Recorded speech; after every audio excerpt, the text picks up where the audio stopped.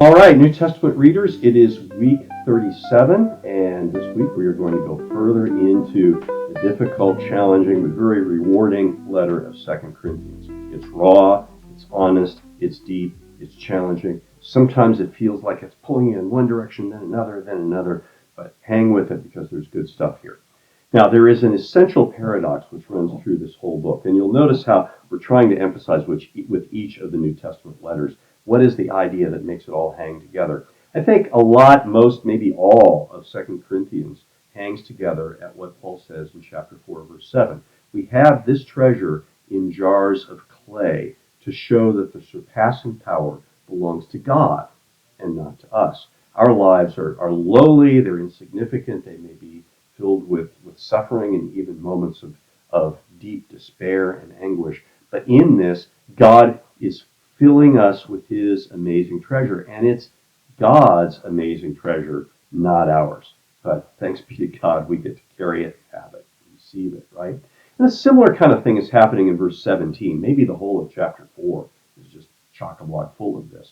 This light, momentary affliction is preparing for us an eternal weight of glory beyond all comparison.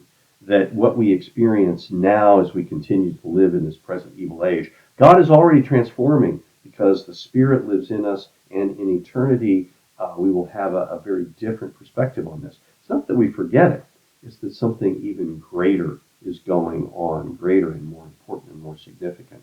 So this is going to continue in the rest of the reading for this week as we move on. Even death can't win, as Paul is going to say in chapter 5. If our earthly tent is destroyed, we have a home in heaven, a house in heaven not made with hands. We're not looking to be unclothed, to have no body, but to be resurrected, to be clothed again. But God takes care of things even in the interim. And this is why we can be so confident even in the midst of things that cause us despair.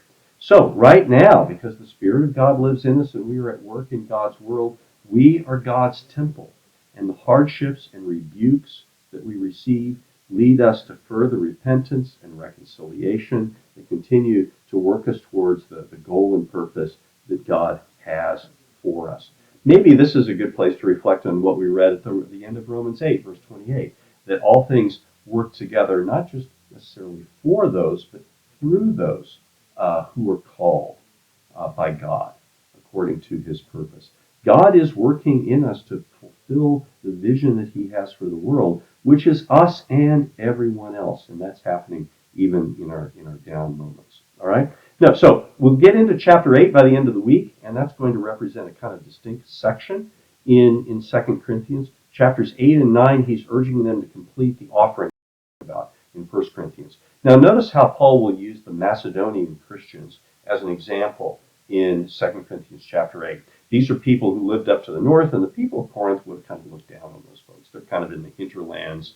You know, they aren't as well-to-do as the people in Corinth were. And Paul says, well, quite honestly, that's true. They don't have a lot, but they're very, very generous with it. So they've set you an example of the kind of generosity that comes from people who know that they're full of treasure, even if outwardly they are clay pots, that God has given them an abundance, and they should be ready to share that. Okay, as I said, I think this book is challenging, but challenging because it just really kind of digs in. It's some of that literature that really gets to the human heart. So I hope that you experience it. I hope you experience it in that way. And again, I look forward to hearing how you're doing with all this. Send us a message. You can see how to do that in the weekly emails. Happy reading.